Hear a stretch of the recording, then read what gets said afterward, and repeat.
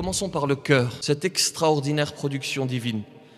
Et c'est le cœur, c'est cet endroit que scrute le Créateur, subhanahu wa ta'ala. Le prophète sallallahu alayhi wa sallam dit dans un hadith: Inna Allah la yanzuru ila suwarikum wa amwalikum, walakin yanzuru ila qulubikum wa a'malikum. Allah ne regarde pas vos apparences, ni vos biens. Il observe vos cœurs et vos actions. Le cœur. Et lorsque le cœur est bon, lorsque le cœur est sain, l'action est bonne.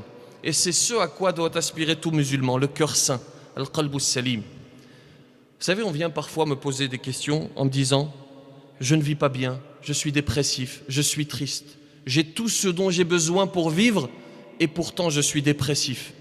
Et pourtant, je n'arrive pas à dormir. Et je pose toujours la même question: quelle est ta relation avec Allah? Et cette relation avec Allah en dit long sur l'état du musulman.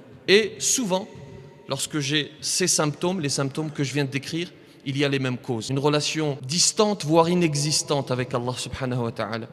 Celui qui n'a pas une bonne relation avec le Créateur ne pourra pas vivre agréablement, ne pourra pas avoir un cœur apaisé. C'est donc ce cœur saint qu'il faut essayer de trouver. Comme ce compagnon du prophète sallallahu alayhi wa sallam, à qui le prophète sallallahu alayhi wa sallam a promis le paradis.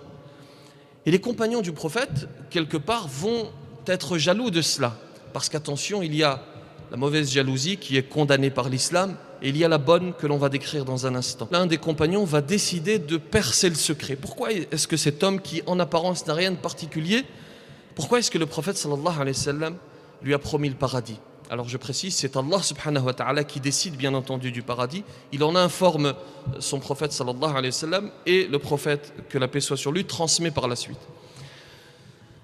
Ce compagnon va décider d'aller trouver cet homme à qui le prophète sallallahu alayhi wa sallam a promis le paradis. Il va trouver un stratagème pour s'introduire chez lui, légalement bien sûr, et pour dormir avec lui. Il dort et les jours passent et il constate que cet homme n'a rien de particulier en réalité. Et puis un jour, il lui pose la question. Il lui révèle le stratagème et il lui dit: je suis en réalité venu chez toi, je t'ai demandé le gîte et le couvert, je t'ai demandé de m'héberger pour percer ton secret. Qu'est-ce que tu as de particulier? Et cet homme va lui dire: rien, si ce n'est que lorsque je m'endors, je n'ai pas de haine dans le cœur. Voilà l'un des secrets, ne pas ressentir de haine.